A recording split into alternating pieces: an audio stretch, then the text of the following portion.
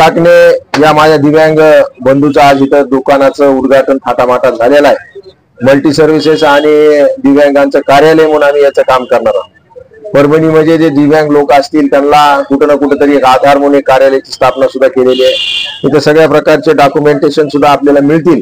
काही कागदपत्र काढायचे असतील तर आता हे बरेच सगळे आमच्याकडे हे मल्टी सर्व्हिसेसच्या माध्यमातून रहिवासी सर्टिफिकेट असेल किंवा इतर गोष्टी उपलब्ध करून देण्यात आलेल्या आहेत। ज्या काही परभणीमध्ये दिव्यांग असतील त्यांना जीवनाचा जगण्याचा हक्क मिळाला पाहिजे आणि विशेष करून महानगरपालिकेमध्ये जे त्यांना आरक्षण आहे ते आरक्षण आजपर्यंत तशा प्रकारचं जागेचं सुद्धा मिळालेलं नाही, म्हणून त्यांच्या आरक्षणाप्रमाणे त्यांना जागा सुद्धा उपलब्ध झाली पाहिजे यासाठी आमचे संघर्ष चालू आहे आणि भविष्यामध्ये सुद्धा दिव्यांगांना कसल्या प्रकारची कमतरता पडणार नाही यासाठी आम्ही प्रयत्न करू। जागोजागी अशा प्रकारचे दुकानं अशा प्रकारचे शॉप दिव्यांगानं ओपन करावे, त्याचं उद्घाटन आम्ही रितसर करू आणि त्यांना रितसर जागा सुद्धा उपलब्ध करून देऊ।